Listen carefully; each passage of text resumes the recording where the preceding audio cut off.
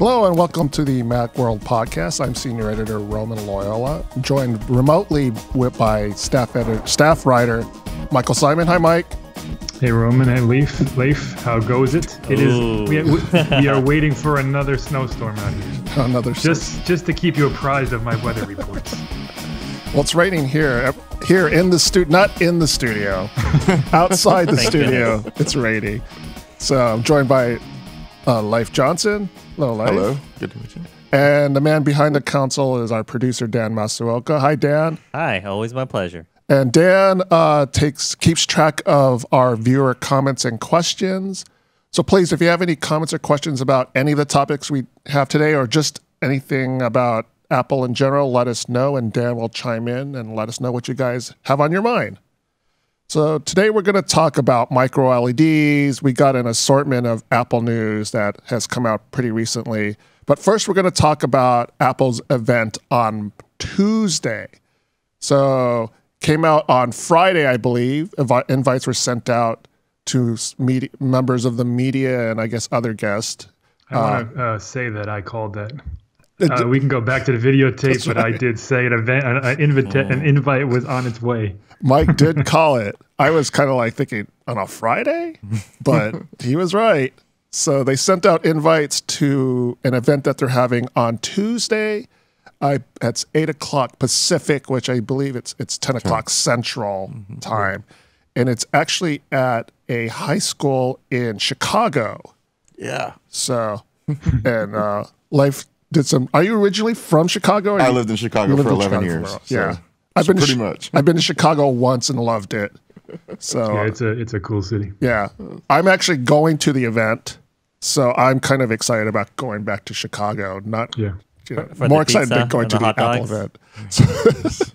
Yeah, should I get the hot dogs or the pizza? You gotta get both. You want to get the Italian beef sandwich is what you want. Yeah, that's a good call. Yes. Oh, I'm glad I asked that. I believe Al's Beef, is that the name of the shop? Al's is good. Portillo's is good. You know, you got a Portillo's in California because Dick Portillo moved down to LA and stuff like that. But that's my personal love is the Italian beef. With some jardiniere on top? Yes. Come on.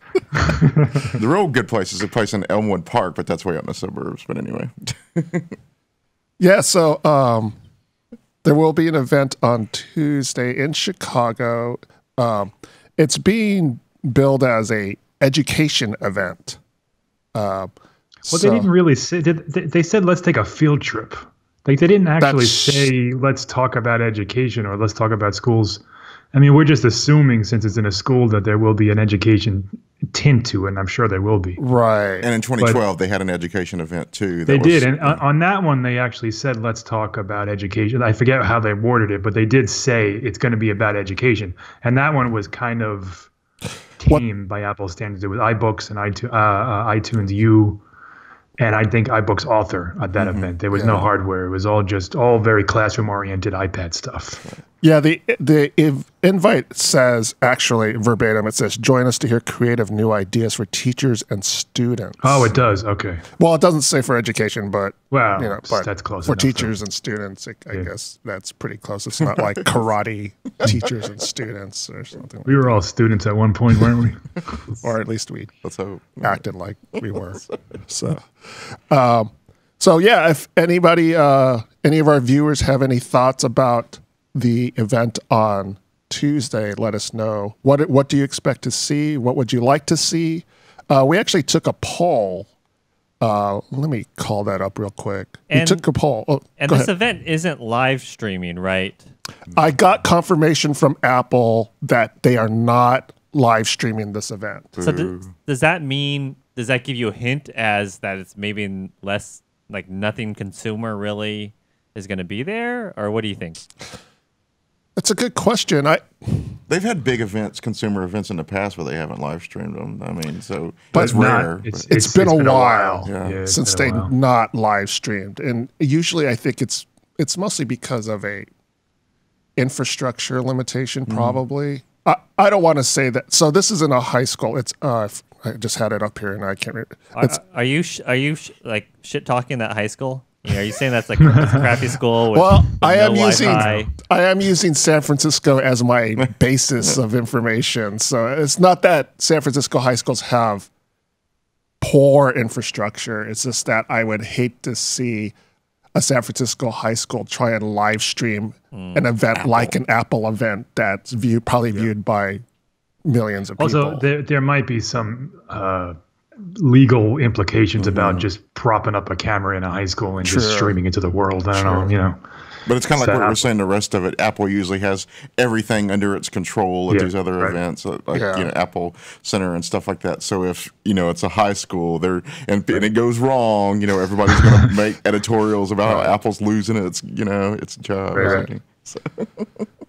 So I expect that there will be demos involving the faculty and students of Lane Tech College Prep High School. So, maybe you'll go into like a classroom and just actually like sit down like at a desk and have a teacher, Or demo. maybe that's maybe now that I just said that, maybe that has something to do with it. Maybe because they would have to have releases for those people appearing in these demos and stuff like that. Maybe there's there's a legal reason why they're not. Yeah, the last event was I think it was in the Guggenheim. I don't think it was at a school. Right. So this is a bit uncharted territory for Apple. Right. And it's cool that they're doing that. It's a little bit of a change of pace. Yeah. So it's not going to be live streamed, unfortunately, and but there are a few like the rumors. good old days.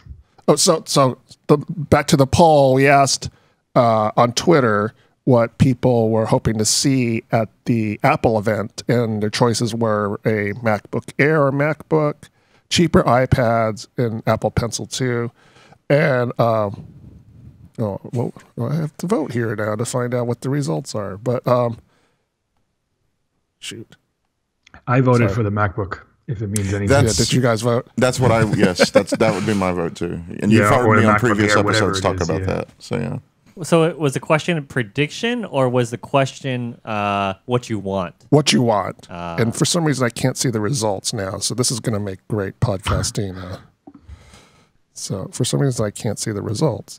But let me jump in. I got it here, Roman. We have 56% say new MacBook Air / MacBook. 34% say cheaper iPads, and just 10% want an Apple Pencil 2. Yeah. Which kind of that's with about 850 votes. Right. Mm-hmm. And a few people chimed in with comments saying they want to see a new Mac Mini. Which good luck with that. Yeah. Don't hold your breath, people. Yeah, I said good luck, but I understand why they that totally makes sense to me why people would want to see that. It's an old machine, and this would be kind of a good venue to introduce it, but it doesn't seem like Apple's interested in. Do schools still are they mostly laptops, or do they sell like desktops? What are computer labs looking like even these days? So, as I said before, my whole knowledge base of high schools is San Francisco based, because I've had to tour high schools for my kids and stuff. And so what I've seen there is that they have labs, and a lot of the labs in San Francisco high schools are iMacs. They have a lot of iMacs, but they're older iMacs. Yeah. They're not the thin bezel that they have. They're the thicker bezel with the built-in DVD drive. So I've seen that. I've seen these mobile stations filled with iPads. So that's again, this is all San Francisco, so it kind of makes sense that in the Bay Area with the proximity to Apple, that San Francisco schools would be kind of Apple based.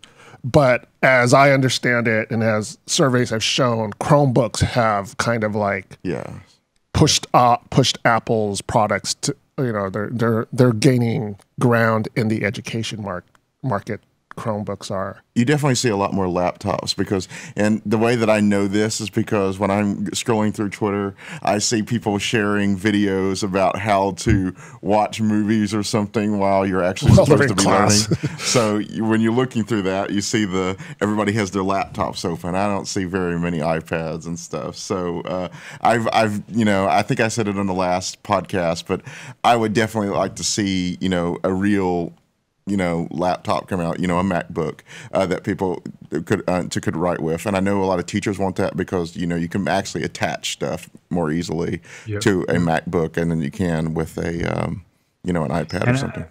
I think that's one of the reasons why the Chromebook is, killing it in schools because, well, A, it's super cheap, but B, it kind of bridges that gap where it's very lightweight. You don't have the kind of the weight of a full OS. And it, a lot of them have touchscreens, so you can kind of bridge those two worlds between the iPad and the MacBook. And like I said, they're like $300, which also helps. The thing is, we were talking about the price. I, used to work on Chromebooks, and I liked them because they were cheap. But the problem is those things die really easily, too. So, we say that they're cheap, but, it seems to me you end up buying another ones. And another way the school usually works, the students often aren't buying, if it's coming from the school, they're not actually buying the unit. So eventually you'd have to turn them back in. Seems like using, an Apple product like a MacBook Air of some sort would be a lot better return on investment because you're not going to break down in 6 months like mine were all the time, hopefully. But that would be, and then especially if Apple managed to bring the price down to, $600 or something like that. I think that would be more agreeable. It's interesting. Yeah, that's the sweet spot. If they can come out with a $600 or $700 MacBook Air, that would be perfect for schools. Yes.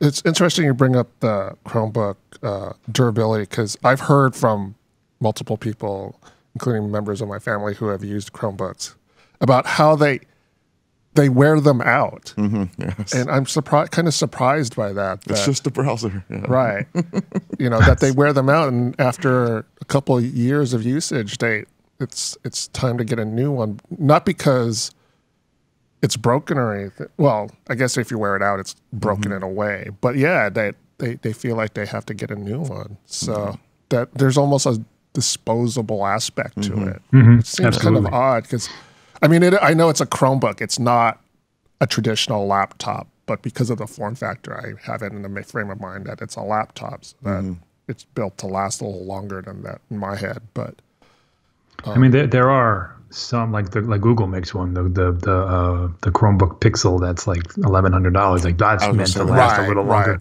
Yeah, they're probably going to go more like towards those Asus ones. Yeah.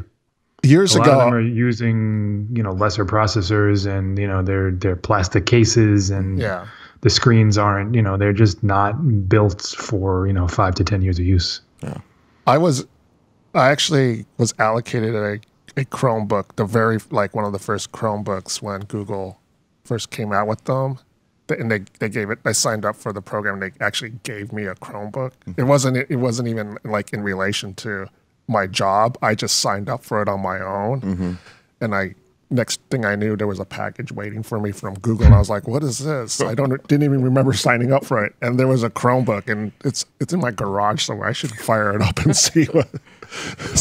The battery probably doesn't even hold a charge anymore, so because it's an old machine. The screens seem to die really easily in mine too. They got dimmer and dimmer really quickly. Yeah. But anyway, so back to the Apple event. So there have been rumors of a lower cost MacBook Air. So the interesting thing will be how they achieve that lower cost, because the MacBook Air does not have a Retina display. It has a 1440 by 900 display. So it's there's kind of a shock if you've used a Retina display laptop for a while, then you go back to the MacBook Air and you kind of go, these pixels are so big. It's really jarring to use. The processor's slower, but considering its usage, it's not really too slow for most people. Well, see, one of the things that we were talking about is they kind of have a marketing problem because people who don't follow Apple products, Macs and stuff as closely as we do, they still hear MacBook Air and they remember what it was. That was the slim, that was the light one. These days, actually, the MacBook, just a regular old MacBook, is actually what you want for that. But if they could come up with something lighter, thinner, with this newer one, less expensive, and that's really is the selling point, as we say in our buying guide for Macs of the MacBook Air right now. It is the low cost entry for a MacBook right now, but yeah, if they get that and you have lighter and stuff like that, that would be fantastic, and I think it'd be a way to get Apple into schools again, like really, widely. So yeah. My fear is that they bump the processor by a couple of megahertz and lower the price by $100 and then say the new MacBook Air, which would be a very Apple thing to do. It's just a little faster. So now it's $900, but it's really the same one from 2 years ago, but we just, he slightly tweaked the internals. But would they do an actual Apple event just for something as small as that? No, I mean, it depends, I guess, on what, what's the point of this event, which will, Roman will see when he's there next week. But it might not be hardware related. It might be talking about, we have all these cool new textbooks for kids or Apple Books 2 or whatever they're going to do. It might not be the hardware. It might just be, also we have a new cheaper MacBook Air to go with all this cool stuff. Right. There's been speculation of a class kit API. Yes. So they can probably be demonstrating that and showing what it could do. I wouldn't be surprised if that took up like a large chunk of the presentation, which is probably why Apple would want to broadcast it, because it's it's sort of a niche for them. Right. I'd really like to see a MacBook there, a MacBook Air or something like that. But one of the things that worries me is, I don't know, Apple hates this. We have seen like very few leaks or anything that would point to something cool like this coming out. I mean, like nothing really.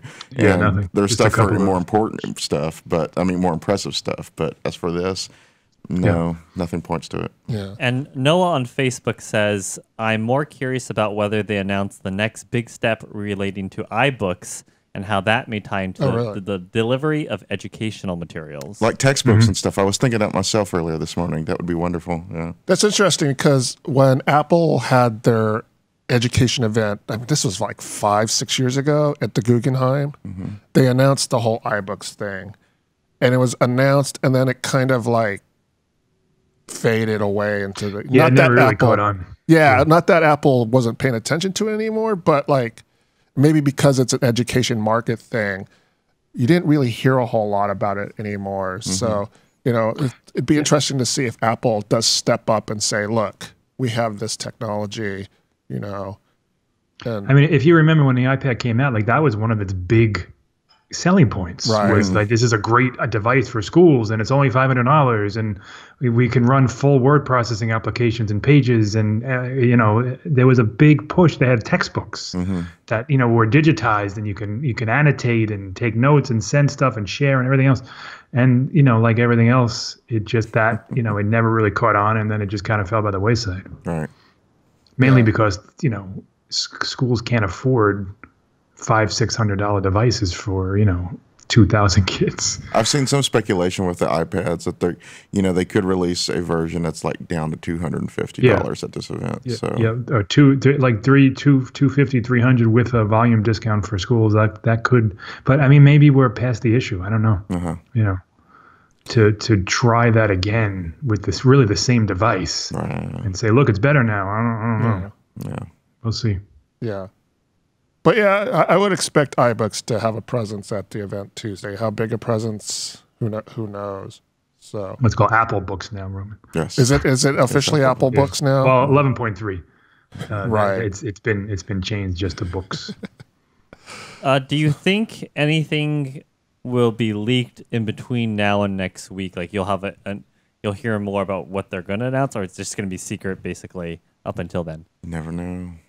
No, I mean, yeah, probably there'll be something on Sunday afternoon or Monday morning where, somebody finds a price list at Best Buy or something. There's always something. Yeah. But as Leif says, if we haven't heard anything monumental by this point, it's going to be a very quiet event. Yeah. And Sunny on Twitter is asking, when do you think the MacBook Air screen will change? MacBook Air? Yeah. I personally don't think they're going to change it. Yeah, If anything, never. I think what they'll do is, and this could happen at the event, is that they could announce a price reduction on the entry level MacBook, which has an M3 processor, Core M3 processor. What's that? 12? Is that $12.99 now? I think it's $12.99 now. 12. Okay. And then they could reduce that to 11 or even $10.99 seems like a big cut, but I don't know Apple's pricing in terms of their parts and stuff. So it's $12.99. So I could see them reducing that, and I just have a hard time believing that they can get the price of a 13-inch Retina display down enough to use it in a MacBook Air. So and sell it for under $1,000. Yeah. So, if the it would be I'd buy one. Yeah, if it was a Retina 13-inch Retina with a super slim design for $800 or $900, I'd buy that in a second. Yeah, because if the 12-inch MacBook is $12.99, it's a 12-inch Retina display. So it just seems like maybe the math in terms unless Apple's willing to sacrifice some huge margin on that. Apple's known for having liking its margins.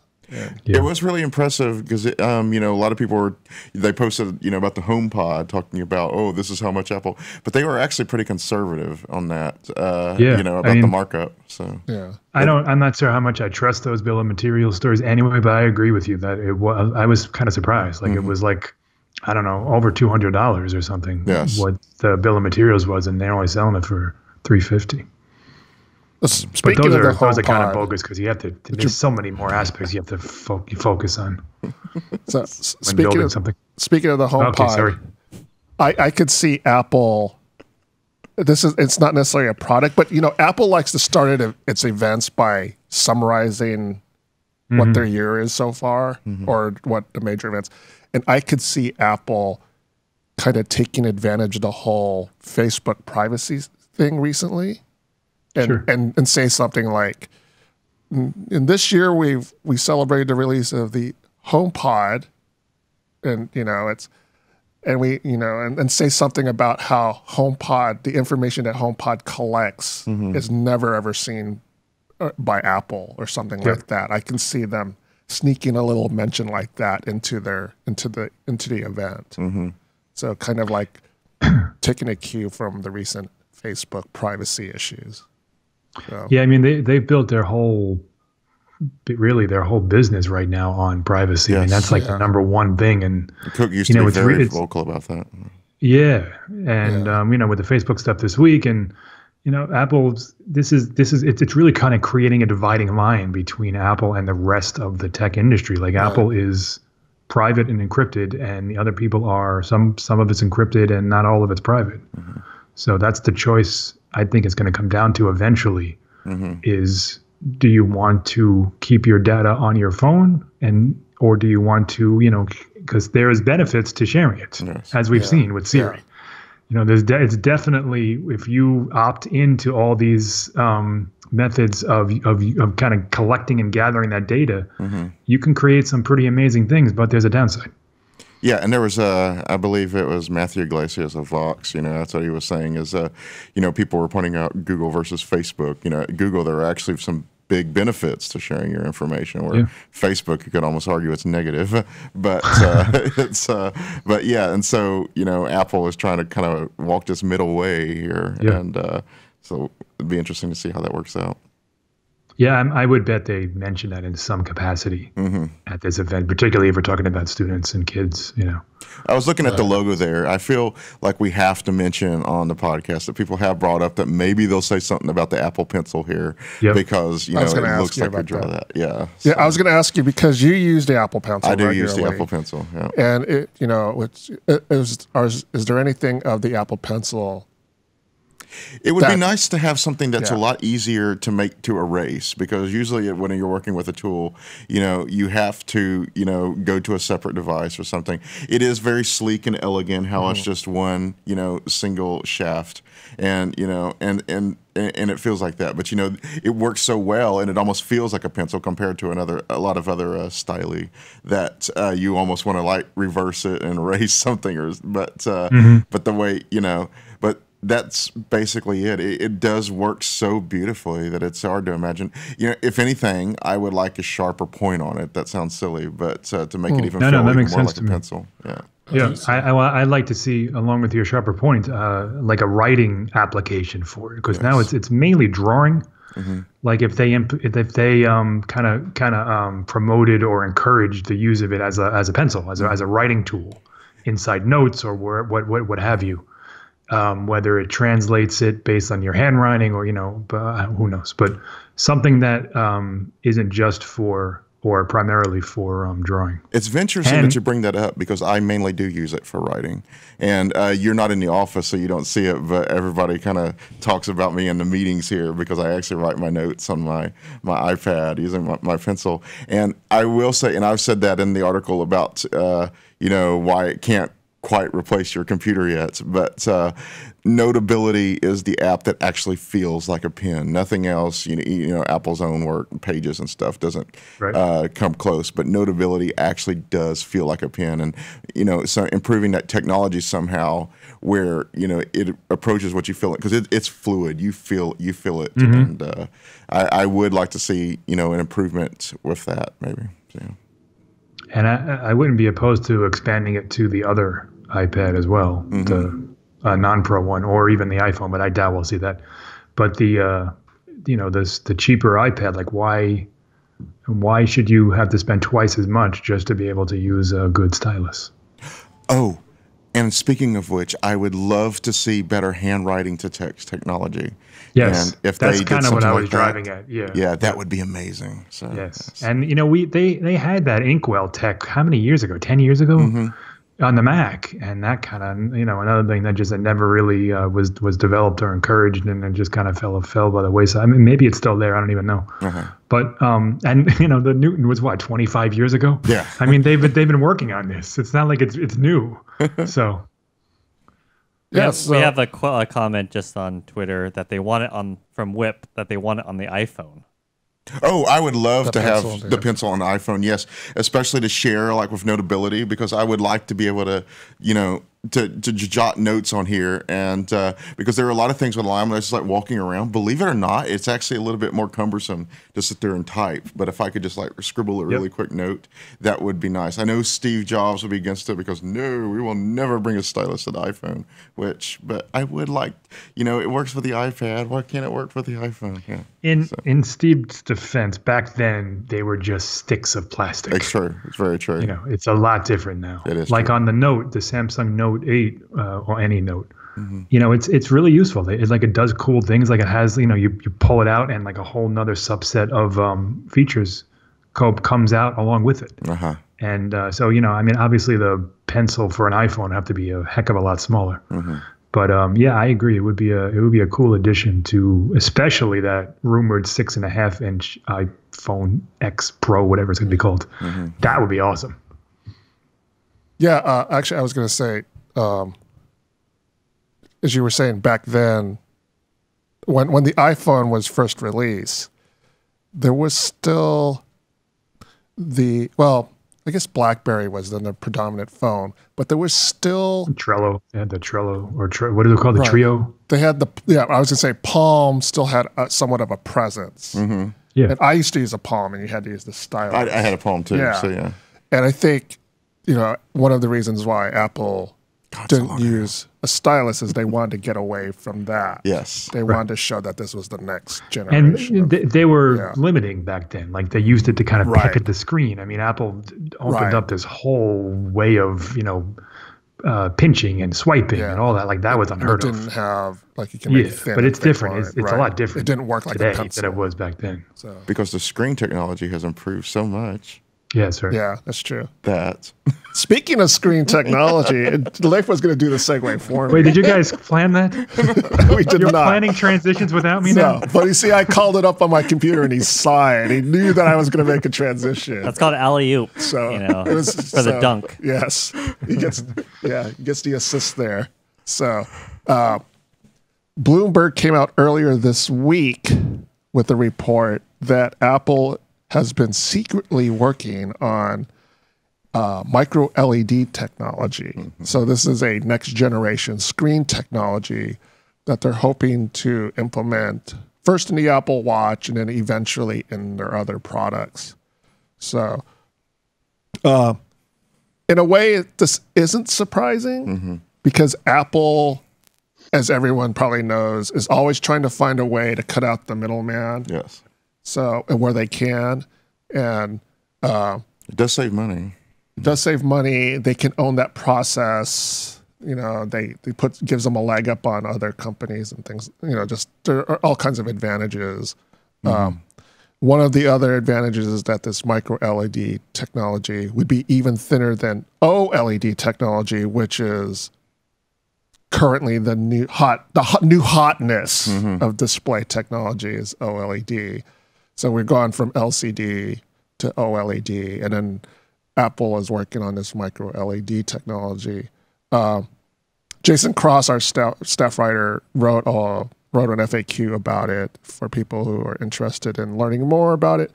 We're probably not going to see it for a couple of years. That's what people are saying. So, but it's going to be interesting to see how they pull this off. So. Yeah, I mean, it's not surprising in the slightest. I mean, the display is arguably the most important component that Apple has, and it outsources all of them. I mean, it designs them and calibrates them and they're still better than the display on the iPhone X was even better than the Galaxy S8, and it was essentially the same display made to Apple specifications. I mean, they're really good at it. Yes. But they still have to pay a higher price per unit because they're getting it from another company. Right. So bringing that all in house and being able to, first of all, just to kind of technologically improve them under their own roof is one thing, but bringing costs down and, really kind of being able to explore, where the display can go, because we've been using these rectangular boxes for 10 years now. And, Apple and Samsung and everyone else is starting to say, all right, what's the next? Is it folding? Is it, I don't even know. Is it two-sided? Whatever it is, what's the next kind of iteration or evolution of display technology? And I think it's important that Apple basically goes out on its own with its own types of displays and stuff. We saw how magical like the Retina display was and stuff like that. But the problem was when it went to OLED, Samsung and all of them were already ahead of the game in that. So inevitably, Apple put it in a very unenviable position of, well, how does it compare to this and stuff? Right. Apple generally gets to avoid those type of comparison because it does its own thing. Now, Samsung actually does have a TV called like The Wall, doesn't it? That actually uses micro LED technology, but it doesn't use it on its mobile devices, I believe. And we're still looking at a couple of years down the line. And that's also not available for sale yet, anyway. Exactly. It's like a prototype. And but yeah, I think that's what I'm thinking of. Is Apple seems to do better when it gets in its own little niche on its own ahead of everybody, because I do actually believe that kind of hurt the iPhone X as everybody was comparing the screen to everything else from Samsung and stuff. Yep. And I mean, if you look at the chips, I mean, once they started creating their own A series chips, I mean, the performance and power increases were just astronomical. Yes. So once they get their hands on the full end-to-end process, I mean, what they're able to do is so much better than what they were able to do, and what they were able to do was pretty damn good. Yes. So the displays they have now they're amazing. You would never think that they're bought from another company, right? Working in tandem with them and then calibrated under and made to specification. I mean, it looks like they're head and shoulders above everyone else in the industry. So. And can I say that my favorite Apple headline word is secret? Everything Apple does is secret. Yeah. Just gets like they say, they're secretly developing. They're always secretly developing things. Like that's all they do. What was that Tim Cook said a couple of years that we were going to crack down on? Oh yeah, double down on yes. secrecy. There you go. It didn't happen. I mean, he can't. I mean, it's impossible. They're the biggest company in the world. They have millions of employees. They have factories all over the world. It's impossible to lock all that down. It's interesting that they're bringing back some stuff manufacturing here, and I almost wonder if that was the real drive behind it, is to try to maintain some of that secrecy, because so much of this stuff, Ming Chi Kuo, that guy has, whispers, little birds all along the supply lines. I'd love to meet that guy and find out who does he like him, and he always nails it. Mark Gurman too. Yes. Mark Gurman too. Yep. This report was by Mark Gurman, I believe. Yeah. So. Yeah, he has well-placed sources, no doubt. Even before he came to Bloomberg. So, I mean, that's how he basically got the Bloomberg. Yeah, even more so. Like, I think in his 9to5 Mac stuff was even more so. I think Bloomberg kind of holds back. Right, because they're a much higher profile organization. And I got to say, I got to wonder how they do this, because one time, it wasn't at Macworld, I tried to get some stuff on the inside with Apple, some of my connections there, and hear back from that person from 6 months. So it gives you an idea. I mean, it's got to be like a cousin or a close friend, or I don't even know what. But yeah, no, I totally agree. Like, I wish I had someone feeding me information. Like I could be an investigative journalist too. Right. We have a couple of comments on Facebook about the manufacturing. Mm-hmm. So how long do you think it would take for them to ramp up a whole, factory, and how big of a factory, and how long before the quality actually gets to the level they need it to be? Yeah, so Apple's you were saying how Apple's screens are just, they're better than everyone else. And if I remember correctly, there was a report some years ago about how Apple is very, very, very, very particular about the screens that they use, that their tolerance level is very low. Is that right? Not high, but low. So low. They reject tons of screens. Mm-hmm. So being a supplier for Apple has that challenge that you have to, you have these high quality standards that you have to, adhere to. I mean, we're definitely, at least 2, probably 3 or even longer years off. Yeah. And it'll definitely start with Apple Watch, because for one, there's less of those that need to be made. For number 2, it's a lot easier to make these things an inch big than it is to make them 6 inches big. So, from the report, I mean, they only just started being able to manufacture them like in a viewable size. Right. Like, we're this is very nascent technology. I mean, there's nothing out there that's like it. So it's gonna be a while. And it's not just Apple, it's everybody. It could be that they end up backing off of it too. Like, what was that, Sapphire Crystal? And where they had made the big plant for it and then had to throw it out basically. Yeah. Well, they used it on the camera lens, but it wasn't. They were supposed to use it on the screen. Did Apple Watch? I think one of the models might have had stuff. I don't remember. Maybe I'm wrong about that. But yeah, you're right. There was a big investment and a big high profile next big thing display technology, and nothing. Yes. I think they shut. It's all shut down. It shut it down. They shut it down. I do remember that. Yeah. Yeah, the Bloomberg report says that not this year, maybe 2019, maybe 2020. Mm-hmm. So I think 2020. That would be my guess. Right. Apple Watch 5 or whatever it is, Series 5. I wouldn't be surprised if it was late 2019. But in 2020, they could say, look how clear it is. It's like 2020 vision. Yeah. 2020 vision. There you go. And it also could be like Apple Watch, the edition model. Like it could be that specific. Right. They can make it. They really can't make these things in high volume yet. Right. So then that means we probably won't see it in a phone or an iPad for another, I don't know, 5 years maybe. Mm-hmm. Yeah. Because then you're in the bigger size and you got to be able to bring the cost down. On a consumer level, I don't think there's going to be a huge visual difference between a micro LED iPhone and a OLED iPhone. Right. I mean, they're very close, but the advantages are in power efficiency and in thinness. Those are the two biggest reasons why Apple would want to heavily invest in this technology. OLED, I believe, uses an organic membrane, whereas it's inorganic for the micro LED, and it allows it to get brighter and it lasts longer, and as a result of that, so yeah, there's that. Would there be and less burn-in and all that stuff? Yeah. Burn-in, that's right. Yeah. Would there be a difference in price? Would it be cheaper? Depends on how well they do the manufacturing process, I think. Yeah. I mean, it feels like it would be because they've cut out the middleman, but at the same time, they have to recoup that, research and investment costs somehow. And it's a more advanced technology. When has Apple lowered the price of something once we all agree that we're willing to pay it? So, yeah. But, I think the $999 iPhone is here to stay, people. And, the last thing I actually want is a thinner iPhone. I would like, to see Apple, maybe a thinner watch. The thickness of the watch doesn't bother me, but, I could see how a thinner watch would be better. But I would like to see them implement this micro LED technology in the phone, but maintain the thickness and use that thickness to put in more battery. Yeah, well, that could be very well, where they don't make the physical case thinner, but the display being thinner lets them do more things internally. Or maybe the thinner micro LED display allows them to put back the headphone jack. I learned to live without it really well. So. Yeah, that ship has sailed. Yes.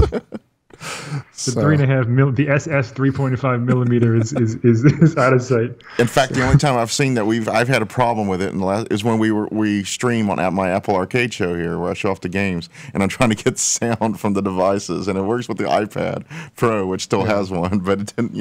The phone, no. So about the only time I ever use my phone for a speaker is when we have a weekly staff meeting, and I'm constantly switching phones, and I always, sometimes I don't have one. Sometimes I have a USB-C adapter that I can't find. It's such a pain. I wish it was so nice when I was reviewing the Galaxy S9 that I could just plug in a pair of headphones. Yeah. So micro LED at higher resolution because the pixels, the LEDs are a lot smaller than OLEDs. Microscopic, if you will. Yeah. Thinner, resistant to burn-in. I guess according to Jason's article, the switching times are faster, so animations will look smoother. Supposed to be better color and contrast and brightness, but it comes at a price. Yes. So we'll keep an eye out on this progressing technology. We'll see if Apple ever says anything in the next year or so. Probably not, but it's something to look out for, something to keep an eye on. If you have an Apple Watch and you're thinking, I don't need to upgrade it anytime soon, maybe you think, I want to upgrade it till it has a micro LED. So, but yeah, that's something we'll keep an eye on. So, there were a few other smaller Apple news bits that came out during this week that we can hit upon. And if any viewers and have any comments or questions about stuff we talk about and stuff we're going to talk about, let us know. Let Dan know, and he'll chime in. So one of the things that was announced today was Apple came out with some new watch bands. Yes. Because we need more watch bands. Look at this. Yeah. You can tell look at our watch bands. I still use the stock watch band. I actually have 3 watch bands, but this is the one I use. It's comfortable. I actually am amazed by the engineering of this normal sport band. I barely noticed the watches on, honestly, but the leather ones or something. But that's the rubber one or whatever. Yes. Yeah. So Yeah, they are very comfortable. I like the newer Velcro-y Sport Loop, whatever it's called. Oh, really? Yeah. Okay. That one's cool too. It's like a soft material. Yeah. But I mean, I have 4 total watch bands, and I think I've changed them like once or twice because I was like, okay, I'm wearing a suit today, so I'll put on the nice watch band. But it just doesn't. As I said earlier in our chat room when we were talking about this story in our Slack room, I don't get the whole watch band thing as a fashion thing. At the same time, I'm the guy who wears T-shirts and jeans all the time, so I'm not Well, you'd seem to think that would be like the, because some of those designs look like they would be made for T-shirts and jeans. But yeah, so Apple came out with some new watch bands because it's spring's coming up and maybe you want. They're also selling the Nike Sport Loop separately now, which is whatever. It is what it is, but I'm sure someone will care. I mean, I think they probably sell enough of these to keep it going. Right. Because every manufacturer that comes out with a smartwatch does a similar type of a thing. Mm-hmm. Yeah. So it people do care about kind of accessorizing and fashionizing their watch, but I mean it can get really expensive. Yes. Some of them are like $150 a pop. Yeah. Well, yeah, that's the thing. The three other watch bands that I have are cheap knockoff watch bands. Mm-hmm. I don't have an original, except for this one. I actually have. This is the extra large version of the sports band. Is that what it's called? I can't remember. Yeah. Yes. I got the extra large because the smaller one I was using the last. I don't remember. I was afraid that I was gonna. Mine's the extra large. Well, I actually wrote a story about it that a couple people thought I was ridiculous that I wrote a story about it, but that's besides the point. I wrote about how like the end of it would come out of the tuck loop slot here, and then it like my watch fell off one time, and so I ended up getting the bigger watch band, which actually is a little too big now because it's all stretched out. Anyways, so my point is I don't actually have. I haven't bought an Apple Watch band. They're all knockoffs that I found on Amazon that went for sale on clearance, and I was like, I'll buy that because it's $10, and I'll try it out. If I hate it, all right, it's $10. Right. It's not a. I have a couple of official ones and a couple of knockoffs, and the knockoffs, some of them are just as good, to be honest. Yeah, that's the thing. The knocks that I bought, they actually work really well. Yeah. They fit right and they look all right. So, but again, the one thing about the Apples is over time, they don't show wear. You can clean them really easily and things like that. But right out of the box, they're good. $10 for a imitation leather band and it looks good. Yeah. So new watch bands, if you're into your Apple Watch and want to spice up the look a little bit, take a look at those. I thought that was gonna show up at the event next week. That was a bit of a surprise for me. I figured they would throw that out with all the other announcements on Tuesday. That seems a little too on the nose. Let's appeal to the youth kind of thing for me. I don't know. Yeah. What if that was the announcement at the end? Our new bands. Come out to Chicago. Look at our new bands. Buy expensive paint tickets. That's why we're not streaming, because it's just about watch bands. Another story came out today that Digitimes, which seems to be a constant source of rumors, said that Apple was working of varying veracity. Yes, yes, not always reliable, but they said that they're working on an update to the iPhone 10. That Apple is not Digitimes. Mm-hmm. Apple is working on an update to the iPhone 10 that will end up being cheaper than the current iPhone 10.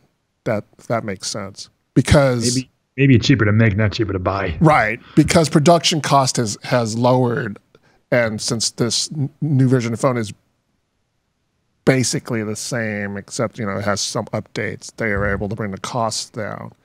So it's possible. I mean, they said it was 10% less.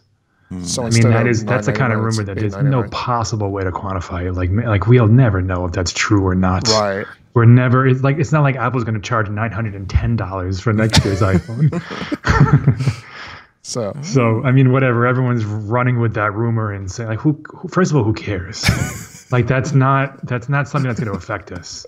But I don't even how do we know exactly what this iPhone costs? Mm-hmm. We don't know what it costs for Apple to make. We're just guessing. Yeah, Digitimes said that this iPhone 10 cost about $400 to make. Mm-hmm. Now, again, they're not using Apple provided numbers. They're doing their own research and base it on those numbers. So Apple's cost might be very different from what Digitimes is reporting. Right.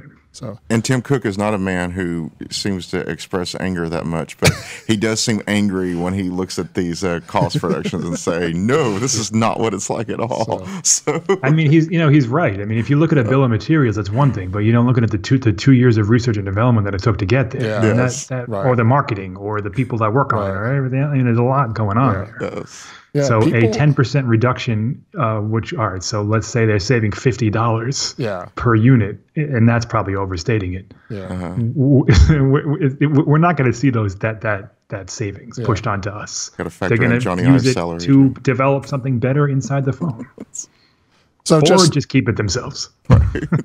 yeah, so just to remind people, the rumor is that Apple is going to have 3 new phones. Yeah. A new high-end phone, which is, or actually, 6.5. is it 2 new high-end phones? One Well, a yeah, plus size and one a regular. There would be a 6.5-inch one, and then a 5.8-inch one, like Right. the iPhone 10 now, and then a 6.1-inch LCD phone. right, Which, seems odd. And that design would be a little bit different than the 10, maybe bigger bezels, maybe aluminum versus steel, or so. Right, we'll see. right, and it wouldn't have Face ID, I think, or maybe it would. I don't remember now. I don't know. But yeah, it's missing a few. It has a fewer. It has some cheaper materials used. I mean, they have to keep the lower end, or the cheaper iPhone has to be around $700. Yeah. Or $600, whatever it is now. So, They can't just blast that off into $850 because people are going to stop buying them. So they have to they have to release something that's semi affordable. I gotta say, I probably wouldn't have mind buying an iPhone 10 if it had a larger screen and stuff. And if they sold it at the current price and it was the bigger screen, I might have liked it. But I've got this is the 7 Plus, basically the same thing as the 8 Plus, but it's a little behind in specs. And but yeah, I was just like, why, man? So it's I think if you have that option, it might turn out a little bit better. But I think the whole thing of releasing a backwards-looking phone with the iPhone 10, I think a lot of that was kind of a bad move too. But having 3 of the same kind, it would probably be a lot different next year. Yeah, I think so too. I mean, I think they did it this year to kind of, one, transition, and B, because they just couldn't produce 50 million of them. Yeah. Yes. Or whatever they sold, 75 million of them in a quarter. I just don't think they had the capacity to do that. It's true.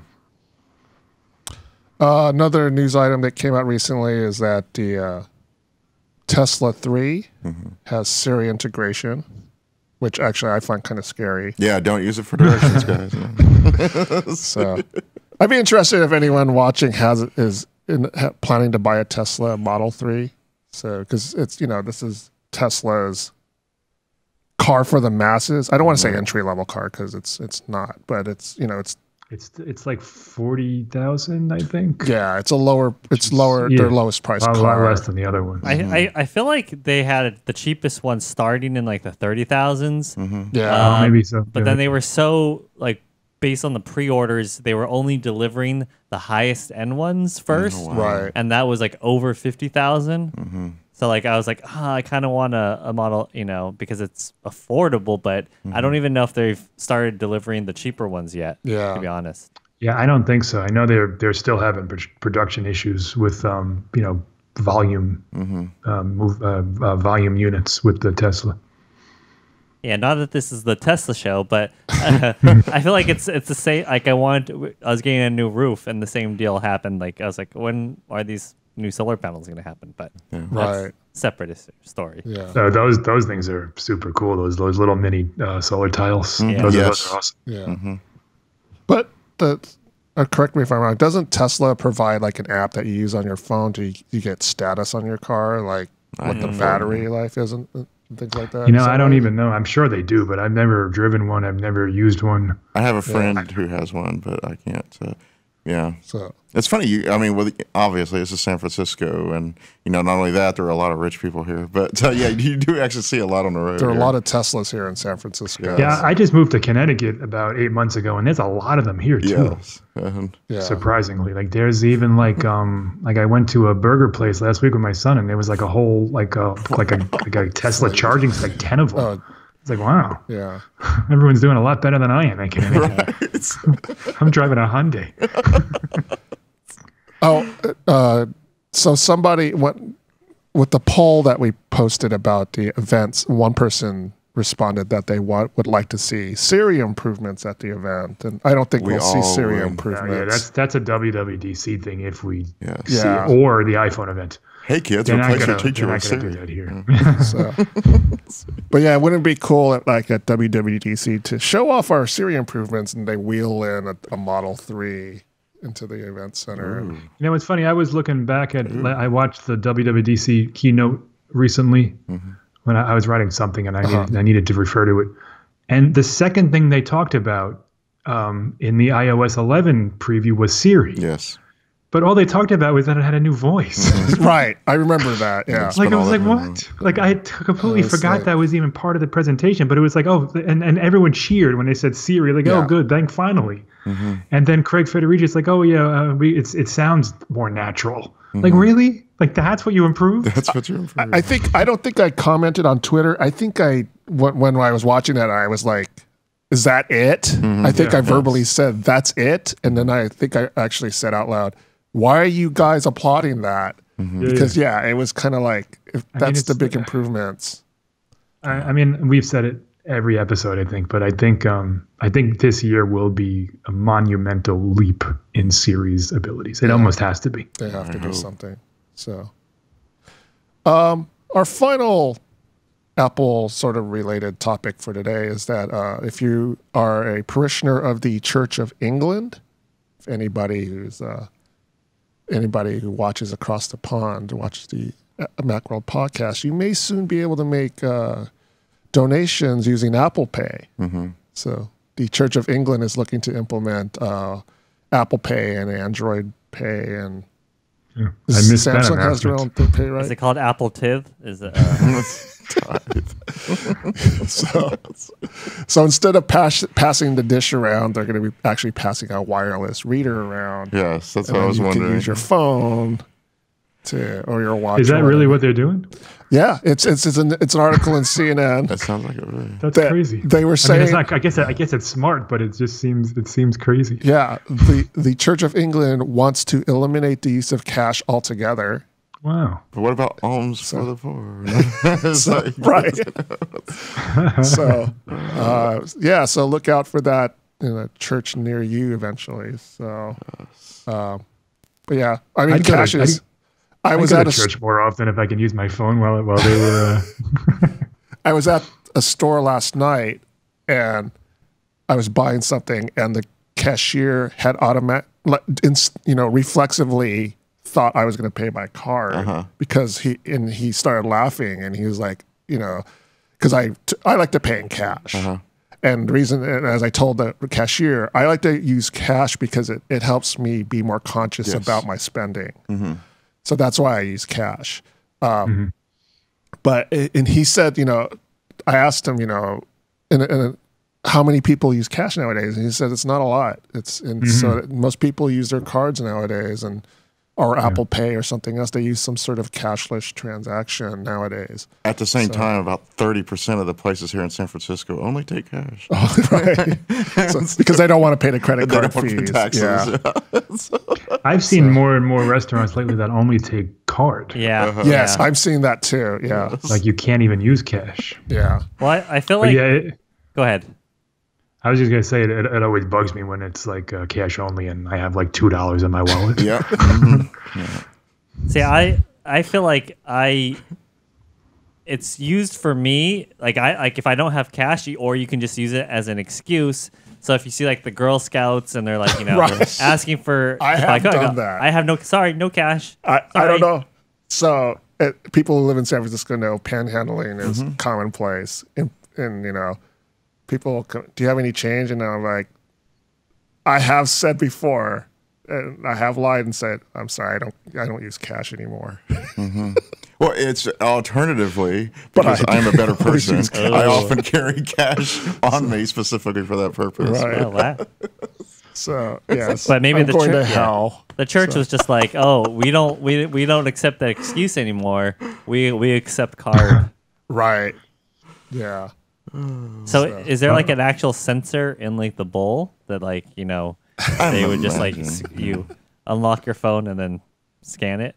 Got to charge it up all the time. Well, that's the thing you need to do is come up with a way to implement a card reader in a plate, in a collection plate or a collection basket or whatever is used at your church. Then you can sell those to the churches and make a lot of money. That's what I'm going to work on this weekend. Then they're going to need chargers at every all along because we were like, oh, sorry, phone's dead. No cash, phone's dead. Sorry. Yeah. So Apple Pay at your local church. So look out for it. So I think that just about does it for this week's Macworld podcast. What was that? I don't know. No idea. Sound ominous or just that was from me. That was my wife opening the garage door. I'm sorry. I was like, well, I guess we should have then. We actually have a curtain drawing now, but I don't see it. It may or may not happen again when she closes it in 2 minutes. So let's hurry this up. All right. So that does it for this week's Macworld podcast. I want to thank Mike Simon on the East Coast. Thanks, Mike. Thank you. I'd like to thank Leif, our associate editor. Dan, our producer. Thank you, Rowan. And I'd like to thank the audience for tuning in. Tune in next week. Probably the hot topic for next week will be the recent Apple events. So let us know what you guys think. And thank you for watching. See you next week. Thank you.